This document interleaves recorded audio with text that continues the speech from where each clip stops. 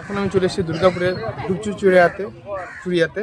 তো এইখানে একটা খুব ভালো থিম হয়েছে, যেটা আহমেদাবাদে যে অ্যাক্সিডেন্টটা হয়েছিল, প্লেন অ্যাক্সিডেন্টটা, যেটাতে কয়েকশো লোক মারা গেছিলো।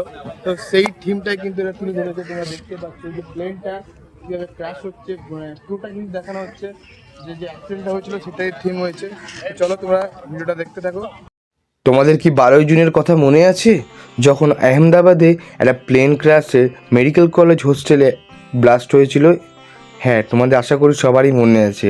সেই থিমটা কিন্তু করে দেখিয়েছে দুর্গাপুর দুপচুচুড়িয়ার ফুটবল গ্রাউন্ডে। সেখানে কয়েকশো মানুষ কিন্তু মারা গেছিলো, এটা তোমরা হয়তো সবাই জানো।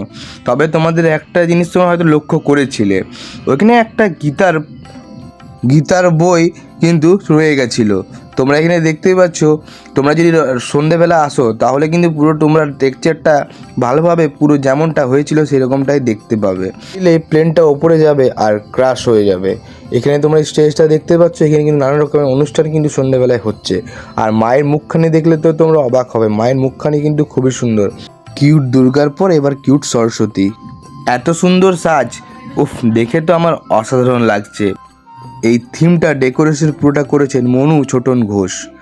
দেখতে পাচ্ছ তোমরা এইখানে প্লেনটা ঠিক কীভাবে ভেতরে যাবে আর কীভাবে ব্লাস্ট হবে। তোমরা যদি সন্ধ্যেবেলা আসো অবশ্যই তুমি দেখতে এই থিমটা দেখার জন্য তোমাদেরকে আসতে হবে দুপচুচুড়িয়া কাজী নজরুল এয়ারপোর্ট, তার অপোজিটে রয়েছে দুপচুচুড়িয়া ফুটবল গ্রাউন্ড, যেখানে কিন্তু এই থিমটা করা হয়েছে। তো তোমরা অবশ্যই দেখে এসো।